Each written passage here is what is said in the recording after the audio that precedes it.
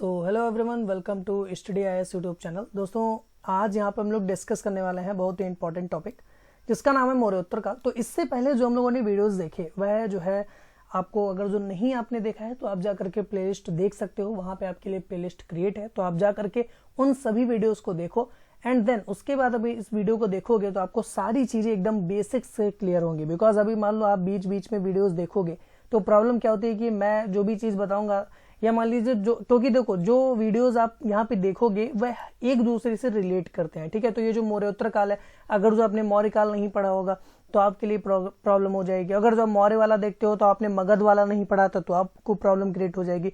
तो मेरे जो कहने का मतलब है कि सबसे पहले आप एक काम करो, आप लाइन से सभी वीडियोस को देखो। ज्यादा से ज्यादा आपको लगेगा 6 से 7 घंटे, क्योंकि 30-30 एक-एक 2-2 घंटे की हैं वीडियोस बस, ठीक है। तो फिर आप यहाँ पे देखोगे वीडियोस तो ज्यादा बेटर लगेगा। और जो हमारे साथ यहाँ पे शुरुआत से जुड़े हुए हैं, जो वीडियोस को लगातार देख रहे हैं, तो उनके लिए तो बहुत ही ज्यादा बेहतर होने वाला है वीडियो, क्योंकि सारे कॉन्सेप्ट आप यहाँ पे एकदम सही तरीके से समझ पाओगे, ठीक है। तो मेरा नाम है आदित्य कुमार मिश्रा और मैं इस चैनल पे आपको पढ़ा रहा हूँ एंशिएंट हिस्ट्री। तो चलिए हम लोग स्टार्ट करते हैं। और हाँ, एक रिक्वेस्ट है कि अगर जो आपने अभी हेडफोन्स नहीं लगाए हो तो प्लीज जाकर के हेडफोन्स ले आओ और उसको लगाओ। तत्पश्चात आप इस वीडियो को देखो और साथ में एक नोटबुक भी रख लेना। जो भी मैं इंपॉर्टेंट चीजें यहाँ पे बताऊं तो आपको सारी चीजें यहाँ पे समझ में आ जाए। देखिए, अगर जो इससे पहले हम बात करें तो एक इंपॉर्टेंट बात यह है कि अगर जो आप अनअकैडमी का सब्सक्रिप्शन लेना चाह रहे हो या ले रहे हो तो आप हमारे कोड को यूज करो स्टडी आईएएस। तो स्टडी आईएएस कोड को अगर जो आप यूज करोगे तो आपको यहाँ पे एक मिलेगा डिस्काउंट, जो आपके लिए बहुत ही ज्यादा बेहतर होने वाला है। तो प्लीज अगर जो आप स्टडी आईएएस कोड को यूज करोगे तो आपको यहाँ पे एक्स्ट्रा डिस्काउंट मिलेगा। और अगर जो आपको इससे रिलेटेड कोई भी जानकारी चाहिए तो आप हमारे टेलीग्राम ग्रुप को ज्वाइन कर सकते हो, आप हमें इंस्टाग्राम पे फॉलो कर सकते हो, आप हमें फेसबुक पे फॉलो कर सकते हो, लाइक कर सकते हो, ग्रुप को ज्वाइन कर सकते हो। और अगर जो आपको कोई प्रॉब्लम तब भी क्रिएट होती है तो आप हमारी टीम को मेल कर सकते हो, ठीक है। तो यहाँ तक सारी चीजें आपको समझ में आई? Okay, very good. तो अब यहाँ पे हम लोग डिस्कस करने वाले हैं मौर्य उत्तरकाल। मौर्य उत्तरकाल जो मौर्य के बाद का जो काल आता है उसको हम लोग बोलते हैं मौर्य उत्तरकाल, ठीक है। तो यह सारी चीजों को हम लोग यहाँ पे डिस्कस कर चुके हैं। तो अब हम लोग आगे बढ़ेंगे मौर्य साम्राज्य के बाद। तो देखिए, यहाँ पे हम लोगों ने जो है मौर्य साम्राज्य के पतन के बारे में डिस्कस किया था। अगर जो आपने नहीं देखा तो मैं आपको थोड़ा बहुत यहाँ पे बता देता हूँ। तो जो मौर्य साम्राज्य का पतन हुआ तो वहां पे क्या प्रॉब्लम क्रिएट हुई थी कि भाई वहां पे जो है अयोग्य राजा हुए थे, ठीक है, जो अमात्य वगैरह हुए या जो जिन लोगों को, क्योंकि देखो यहाँ पे जो है 2 केंद्र बन गए थे, ठीक है। तो केंद्र में एक सत्ता होती थी, बाकी प्रांत की सत्ता हुई जाके, फिर नगरीय सत्ता हुई जाके। तो वहां पे क्या थे, जो लोग वहां पे राज्य कर रहे थे तो वही अपने आप को राजा समझने लगे। तो बीच में अपने सभी राज्यों को जो है डेवलप करने के लिए वो लोग आगे बढ़ने लगे, एक दूसरे को जो है मतलब कि मारने काटने लगे। तो इन सारी चीजें यहाँ पे प्रॉब्लम क्रिएट हुई। प्लस जो है जो यहाँ पे अशोक ने अपना धम्म दिया था तो उससे भी प्रॉब्लम यहाँ पे क्रिएट हुई। ज्यादातर लोग अनुयायी जो है बौद्ध धर्म को अपनाने लगे। तो इन सारी चीजों को देखते हुए जो है मौर्य का पतन हो गया। उसके बाद जो है कई सारे राज्य जो है अस्तित्व में आने लगे और जो यहाँ पे अस्तित्व में वह जो है मौर्यों से भिन्न थे। जो पहला यहाँ पे हम लोगों के लिए आया तो जो संग वंश जो है एक संग वंश था तो वह यहाँ पे आया, ठीक है। वो विदेशा मध्य प्रदेश के आसपास का शासन था। फिर उसके बाद जो आया वो कण्व वंश आया, पाटलिपुत्र के आसपास का जो शासन था। फिर उसके बाद जो आया वह आया हिंद अफगानी शासक, ठीक है, उत्तर पश्चिमी क्षेत्र में।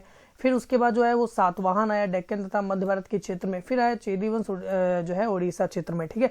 तो इन सारी बातों को हम लोग डिस्कस करेंगे, एक एक करके यहाँ पे डिस्कस करेंगे। तो आप इस तरीके से यह समझो कि जो मौर्य साम्राज्य के पतन के बाद जो है कई सारे राज्य अस्तित्व में आए थे। वह कौन कौन से थे?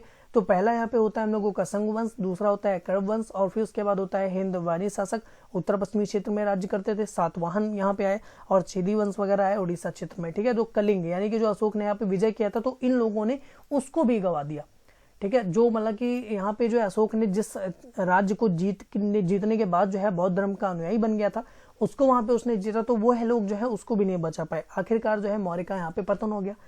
तो देखो, अब यहाँ पे अगर जो डिस्कस करें हम लोग संग वंश की तो 185 में आपने देखा ना कि क्या होता है कि जो बृहदत्त जो आखिरी सम्राट शासक था तो उसकी जो है उसका ही सेनापति, ठीक है, पुष्यमित्र, तो इसको पुष्यमित्र संघ के नाम से हम लोग जानते हैं। तो उसने जो है इसकी हत्या कर दी थी, ठीक है। इस वंश की स्थापना मौर्य ब्राह्मण सेनापति पुष्यमित्र संघ ने सुनने में मौर्य वंश के अंतिम शासक बृहदत्त की हत्या करके की। तो यहाँ पे एक पॉइंट हम लोगों का ये क्लियर होता है कि जो देखो आप ऐसे समझो कि जो मगध का जो पहला सम्राट था वह कौन था? बृहदत्त। और जो आखिरी सम्राट हुआ जाके वह कौन था, बृहदत्त। तो बृहदत्त के यहाँ पे जो है उसी के सेनापति पुष्यमित्र ने जो है उसकी हत्या कर दी थी। उसके बाद जो है उसने यहाँ पे अपना शासन स्थापित किया था। पुष्यमित्र जो है संघ जो है एक ब्राह्मणवादी था। जो पुष्यमित्र संघ था वह जो है एक ब्राह्मण राजा कहा गया है। प्रसिद्ध व्याकरणविद पतंजलि उनके अश्वमेध यज्ञ के पुरोहित थे। जो उन्होंने यहाँ पे जो पुष्यमित्र संघ ने जो है एक अश्वमेध यज्ञ किया, तो जो उसके जो यहाँ पे पुरोहित बने वह बने थे पतंजलि। तो पतंजलि को कौन नहीं जानता है भाई, महान जो है योगाचार्य रहे हैं, सारी चीजों के योग को जानने वाले पतंजलि। ठीक है, तो इन सारी चीजों को आप थोड़ा सा ध्यान रखना। पुष्यमित्र संघ के समय यवनों का आक्रमण हुआ। जो पुष्यमित्र संघ था उसी के टाइम पे जो है यवनों का आक्रमण हुआ। तो ठीक है, इसके बारे में हम लोग जो है नेक्स्ट चैप्टर में जानेंगे, विधिवत जानेंगे, सारी चीजों को एकदम क्लियर से समझेंगे। तो अब इन चैप्टर्स को प्लीज आप जो है देखते जाना। ठीक है, पुष्यमित्र संघ के समय ही जो है यवनों का आक्रमण हुआ था। और यवन आक्रमण का उल्लेख जो है पतंजलि के महावास्य गार्गी संहिता से। तो उन्होंने जो है एक टीका लिखा अपना महावास्य गार्गी संहिता पे, तो वहां से हम लोगों को जो है मिलता है। और कालिदास का जो एक नाटक रहा है माल विगाग्निमित्र, ठीक है, तो यहाँ से जो है हम लोगों को जो है यवन के आक्रमण के उल्लेख मिलता है। ठीक है, तो इन सारी बातों को आप थोड़ा थोड़ा ध्यान रखना कि पहली बात क्या थी कि पुष्यमित्र संघ ने जो है संघ वंश की स्थापना की। 185 ईसा पूर्व से इसने 75 ईसा पूर्व तक शासन किया। और जो इसने जो है बृहदत्त की हत्या करके यहाँ पे अपना राज्य संभाला था। और पुष्यमित्र संघ जो था एक ब्राह्मणवादी राजा हुआ है। प्रसिद्ध व्याकरण जो पतंजलि थे, उन्होंने जब अश्वमेध यज्ञ किया तो उसके पुरोहित ही जो पतंजलि जी थे। ठीक है, अब बात करते हैं। तो पतंजलि जी जो लिखते हैं कि यवनों ने माध्यमिका पर आक्रमण किया। मालविका अग्निमित्र के जो है अनुसार पुष्यमित्र ने विदर्भ के राजा यज्ञसेन को हराया। जो विदर्भ के राजा यज्ञसेन थे उनको जो है पुष्यमित्र संघ ने ही हराया था। पुष्यमित्र का उत्तराधिकारी उसका पुत्र अग्निमित्र हुआ। पुष्यमित्र के शासनकाल में वह विदिशा का उपराजा था। पुष्यमित्र को उदज भी कहा गया है। ठीक है, तो यहाँ पे ये चीज ध्यान रखना। जो पुष्यमित्र का उत्तराधिकारी था उस टाइम पे उसका पुत्र ही बना जाके अग्निमित्र। ठीक है, तो अग्निमित्र, इनके बारे में हम लोग आगे डिस्कस करेंगे सभी के बारे में। बट अभी जो इंपॉर्टेंट हम लोगों के लिए वह है संघवंश जो रिलेट करता है पुष्यमित्र संघ से। ठीक है, तो इन सारी बातों का आप ध्यान रखिएगा। जो अग्निमित्र था वह किसका जो है शासक था, उस टाइम पे किस का उपराजा था, तो वह विदिशा का उपराजा था। और उसके बाद जो है वह यहाँ पे शासन उसने किया। फिर इसके बाद जो है संघवंश रिलेट हम लोगों का और करता है कि संघवंश काल में विदिशा का जो है राजनीतिक एवं सांस्कृतिक महत्व बढ़ गया। जो विदिशा यानी कि विदिशा का यहाँ पे कौन था, उपराजा कौन था, अग्निमित्र। ठीक है, तो अग्निमित्र जो है वहां का जो उपराजा था, तो उसने जो है राजनीतिक एवं सांस्कृतिक महत्व बढ़ा दिया। और संघवंश के नवे शासक जो भागभद्र हुए हैं, उनके शासन काल में जो है 14वें वर्ष में तक्षशिला के यवन शासक एंटोलकिट्स के राजदूत हेलियोडोरस ने विदिशा में वासुदेव के सम्मान में गरुण स्तंभ स्थापित किया। ठीक है, तो गरुण जो है यहाँ पे विष्णु और कृष्ण के जो है एक पताका हुआ करती थी, तो वहां पे जो है उसने स्थापित किया। तो किसने यहाँ पे स्थापित किया, तो जो वासुदेव जो है एक राजा हुए इन्हीं के शासनकाल में, संघवंश के ही शासनकाल में। तो जो यहाँ पे एंटोलकिट्स जो यहाँ पे यवन शासक था, उसका जो राजदूत था हेलियोडोरस, उसने जो है विदिशा में एक गरुण स्तंभ स्थापित किया। संघों की राजधानी पाटलिपुत्र थी। जो संघ वंश की जो राजधानी थी वह कौन थी, पाटलिपुत्र। ठीक है, फिर उसके बाद जो है मनुस्मृति के वर्तमान स्वरूप की रचना इसी काल में हुई थी। जो मनुस्मृति का जो वर्तमान स्वरूप है, इस टाइम पे हम लोग जो मनुस्मृति पढ़ते हैं वह इसी के शासन काल में हुई थी।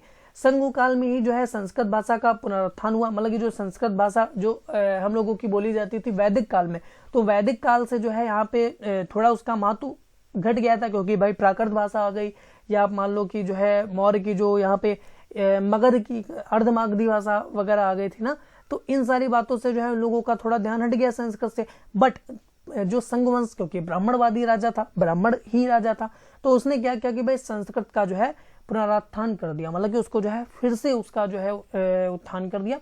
इसके उत्थान में पतंजलि को महत्वपूर्ण योगदान था। पतंजलि ने जो है पाणिनि की अष्टाध्यायी पर महाभाष्य लिखा। जो पाणिनि के द्वारा जो है अष्टाध्यायी लिखी गई थी, उसका जो है महाभाष्य जो है यहाँ पे पतंजलि जी ने लिख दिया। तो यह जब इसका जो है मतलब कि आप समझो पाणिनि जी ने जो है संस्कृत भाषा में सही चीजें लिखी, तो संस्कृत भाषा का पुनरुत्थान कराने में जो है यहाँ पे पतंजलि जी का बहुत ही ज्यादा योगदान रहा था। ठीक है, तो इन सारी चीजों का आप थोड़ा सा ध्यान रखना। जो यहाँ पे कभी कभी क्वेश्चन लोगों से यह भी पूछ लिया जाता है कि संघ वंश की जो है एक मुख्य बात क्या रही थी, तो उसने जो है हमारे संस्कृति पे क्या प्रभाव डाला, तो संस्कृति पे हमारे यही प्रभाव डाला कि उसने जो है संस्कृत भाषा का जो है पुनरुत्थान करा दिया, जो वैदिक काल में दब गई थी। ठीक है, मतलब कि वैदिक काल में आ गई थी, बट जो है मगध काल में यहाँ पे इसको दबा दिया गया था। फिर उसके बाद हम लोग डिस्कस करते हैं तो संग काल में स्तूपों के निर्माण में पाषाणों का प्रयोग क्यों होने लगा। तो जो यहाँ पे संग काल में जो है स्तूपों के निर्माण हो रहे थे उसमें जो है पाषाणों यानी कि पत्थरों का प्रयोग होने लगा था। फिर उसके बाद डिस्कस करें तो भरहूत व बोध गया के स्तूपों व तोरण द्वारों का निर्माण संग काल में हुआ। जो यहाँ पे बोध गया जो पड़ता है उसमें जो है स्तूपों और तोरण जो है द्वारों का निर्माण हुआ वह संग काल में हुआ था।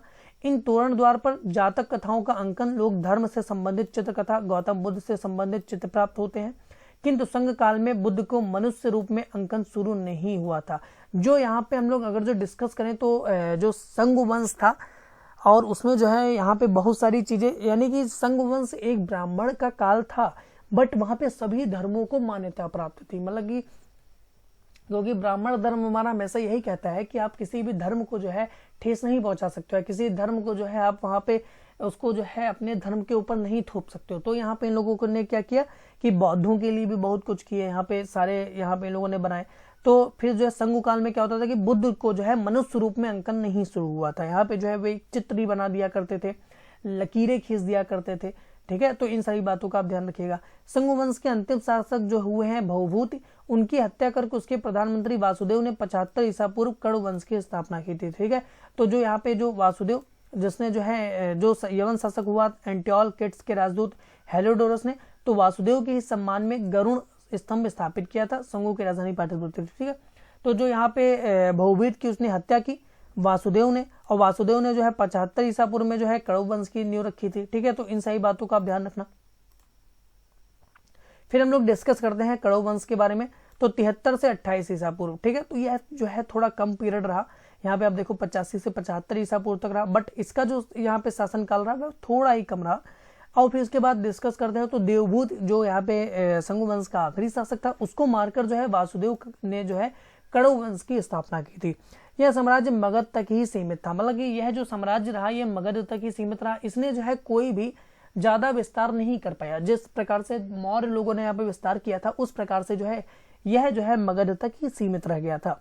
इस वंश के अंत कर जो है सातवाहनों ने अपनी राज्य में मिला लिया। यानी कि जो कण्व वंश था ये थोड़ी समय तक इसलिए रहा क्योंकि इन लोगों की जो है राजनीतिक और सांस्कृतिक व्यवस्था और आर्थिक व्यवस्था जो है लोगों की बिल्कुल एक तरीके से आप समझो थी ही नहीं। इन लोगों ने जो है ध्यान ही नहीं दिया अपनी राजनीतिक व्यवस्था पे, तो इसलिए जो है लोगों का हम लोगों को थोड़ा जो है कम डिटेल मिलता है, इसलिए जो है यहाँ पे प्रॉब्लम क्रिएट होती है।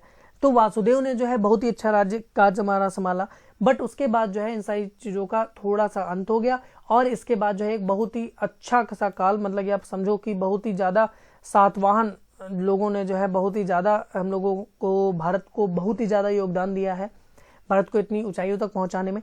तो सातवाहनों ने अपनी राज्य में मिला लिया और अंतिम शासक सुशर्मन, यहाँ का जो अंतिम शासक रहा कण्व वंश का, जो कण्व वंश का अंतिम शासक रहा वह कौन रहा? सुशर्मन, और जिसे श्रीमुख ने मारकर सातवाहन शासन को कब्जे में ले लिया। तो श्रीमुख ने जो है उसको मारकर एक नए राजवंश की स्थापना की जिसका नाम रखा सातवाहन।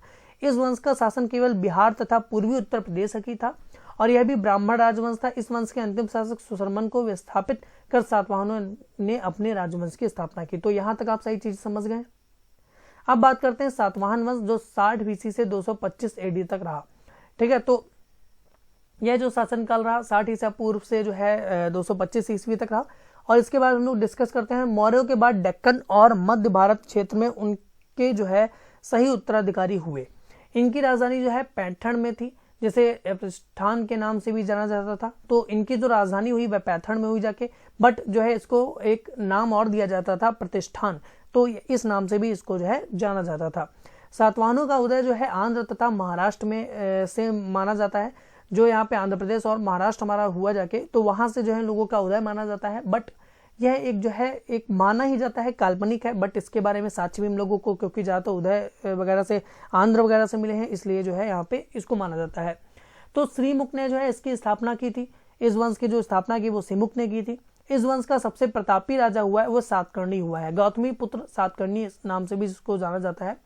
तो जो गौतमी पुत्र सातकर्णी हुआ वह इतना प्रभावशाली हुआ कि उसने दक्षिण तक जो है अपने राज्य को फैलाया।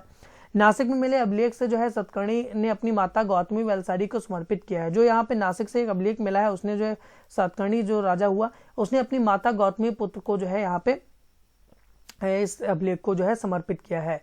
गताच्छादसी से इस वंश के शासक हल्ल ने लिखी थी, जो प्राकृत भाषा में थी। तो जो यहाँ पे गताच्छादसी नाम से एक जो है यहाँ पे बुक इसने पब्लिश की, तो जिसका नाम जो है मतलब कि हल्ल ने उसको जो है लिखा था, और जो इसको लिखा था वह उसने लिखा था प्राकृत भाषा में। ठीक है, तो इन सारी चीज़ों को आप समझ रहे हो। तो देखो यहाँ पे जो है आप इस वीडियो को अगर जो देखोगे तो इसलिए आपके लिए प्री और मेंस से थोड़ा रिलेट करता है, क्योंकि आप यहाँ पे मैंने जो लिए हैं वो पॉइंट्स एकदम क्लियर करके लिए हैं। क्योंकि आप ऐसे समझो कि आप बुक तो पढ़ोगे ही पढ़ोगे, क्योंकि वीडियो पे कोई डिपेंड नहीं रहता है ना। मैं कहूंगा आपसे कि आप वीडियो पे डिपेंड रहो। मैंने जितने भी वीडियोस बनाए मैंने आपसे यही कहा है कि आप इस वीडियो को देखोगे तो आपको अन्य वीडियोस को देखने का कोई मतलब नहीं रह जाएगा।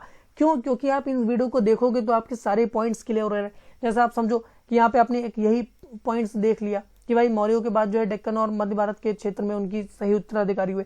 तो आप इन सारे पॉइंट्स को देख करके अपने एक नोट्स डेवलप कर सकते हो। जो नोट्स आप यहाँ पे बनाओगे वह आपके लिए बहुत ही महत्वपूर्ण होने वाले हैं। ठीक है, तो इन सारी चीजों का आप थोड़ा सा ध्यान रखना।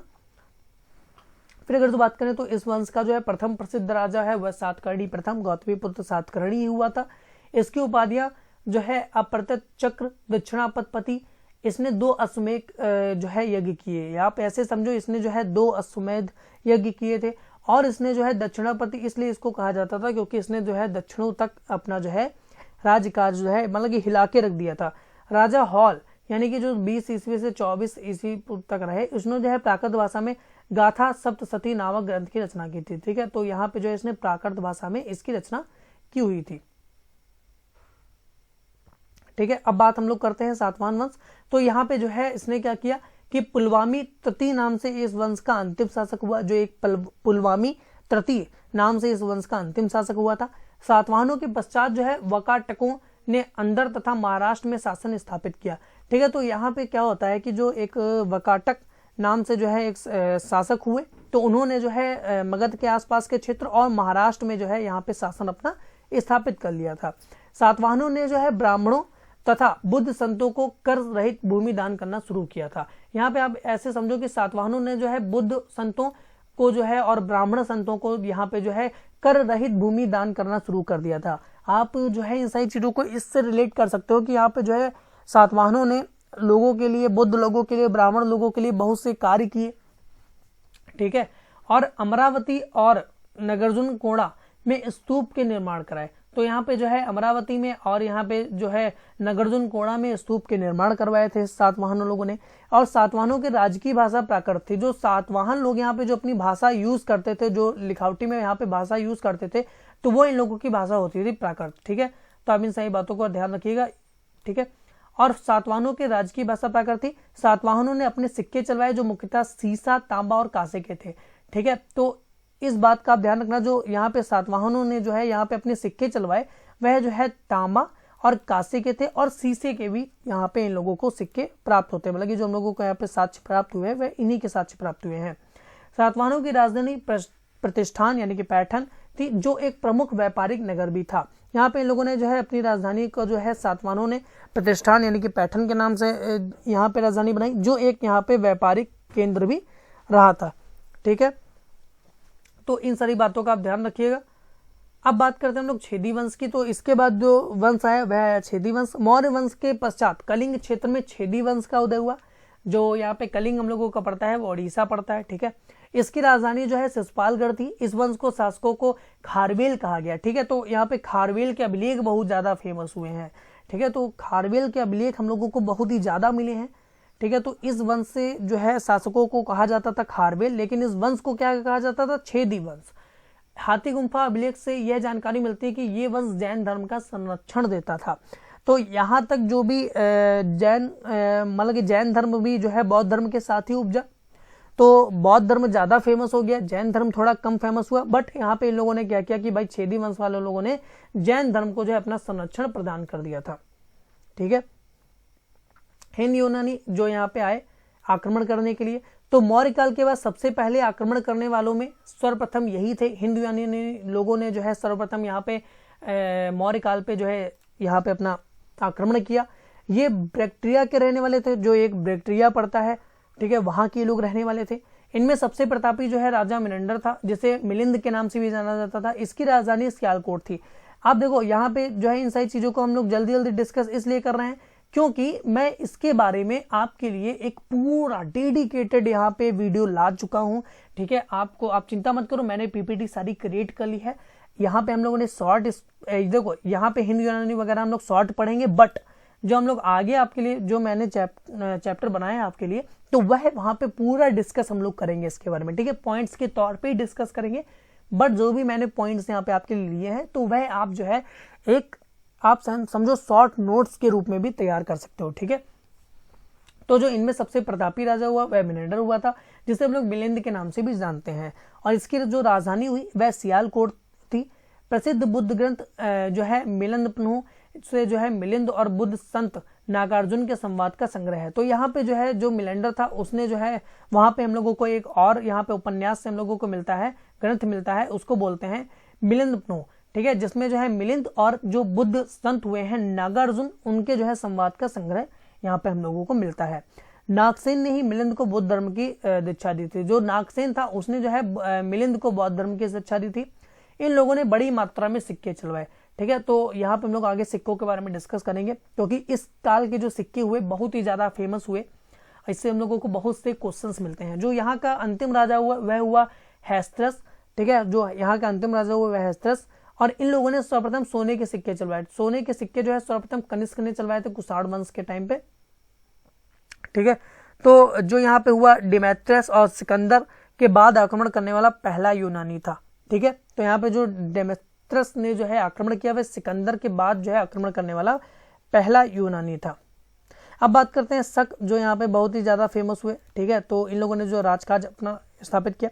शकों को सिंथियस भी कहा जाता है, इन्होंने यूनानी की जगह ली। जो यूनानी लोग थे उन्होंने जो है शकों यानी कि शकों को एक और नाम दिया गया, उसको नाम दिया गया सिंथियस, उनको जो है वहां पे कहा जाता है। ठीक है, इनकी 5 शाखाएं भारत में आई जो अलग अलग क्षेत्र में बसी हुई थी। एक कपिसा अफगानिस्तान में, तक्षशिला यानी कि पाकिस्तान में, मथुरा उत्तर प्रदेश में, ऊपरी डेक्कन और उज्जैन। इन्हें 4वीं शताब्दी तक शासन किया। जो शक लोग जो थे इनकी यहाँ पे जो है 5 अलग अलग शाखाएं आई।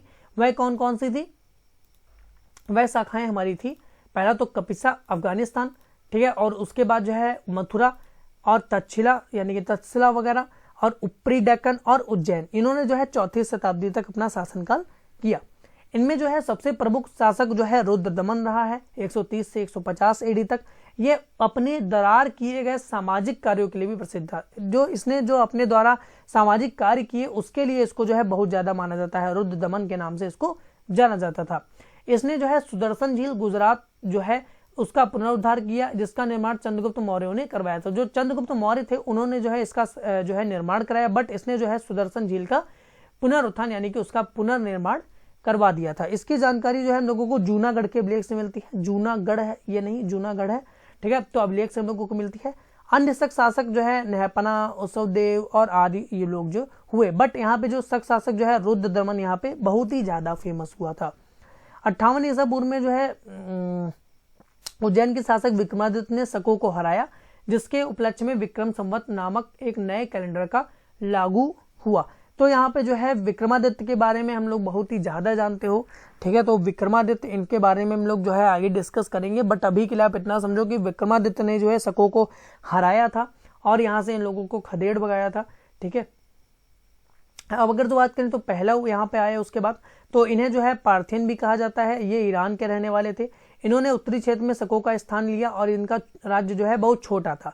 इनमें जो प्रसिद्ध राजा हुए वो गॉडनेफेरस था, जिसके काल में एसटी थॉमस ईसाई धर्म का प्रचार करने भारत में आए थे। तो यह जो है बहुत ही ज्यादा फेमस हम लोगों के यहाँ से क्वेश्चन मिल जाता है कि सबसे पहले जो हमारा ईसाई धर्म आया वह किसके शासन काल में आया और किसने उसको जो है यहाँ पे अनुमति प्रदान की।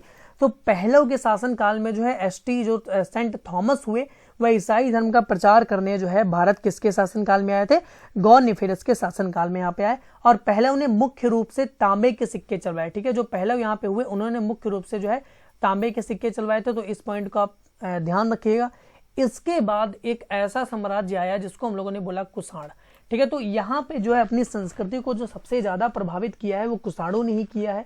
क्योंकि आप ऐसे समझो कि अभी जो हम लोगों ने डिस्कस किया था कि सोने के सिक्के वगैरह चलवाने की, तो जो है कनिष्क प्रथम ने ही जो है चलाया। और जो यहाँ का इसमें का जो एक कनिष्क प्रथम जो यहाँ पे शासक हुआ कुषाण में, तो आप ऐसे समझो उसको दूसरा अशोक भी कहा जाता है। तो अशोक के बारे में हम लोग पढ़ चुके हैं। तो अशोक आप समझ सकते हो कि मैंने हमेशा आपसे यही कहा है कि अशोक की तरह तो कोई नहीं हुआ, बट अशोक मतलब कि अशोक की तरह तो कोई नहीं हुआ, उनको जो है अशोक की उपाधि दी जाती थी।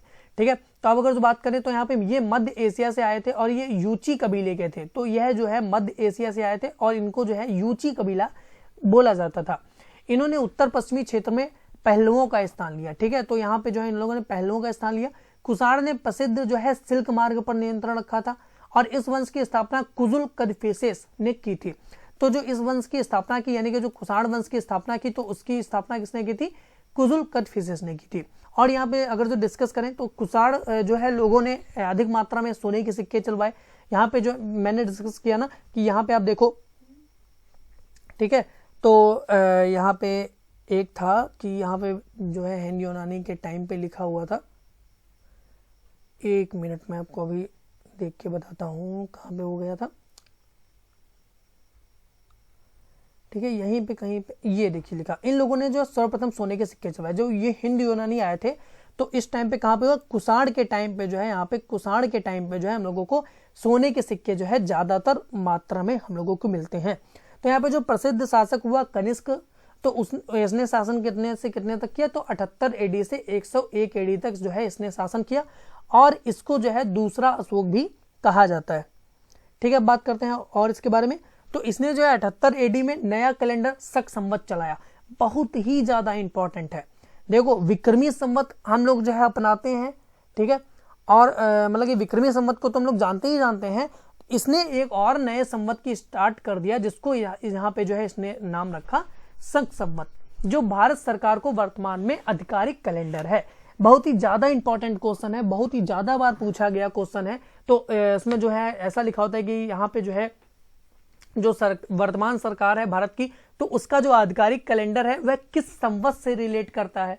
ठीक है, तो आप इन सारी चीजों को पढ़ लो, यहाँ पे क्या क्या चीजें लिखी हुई है।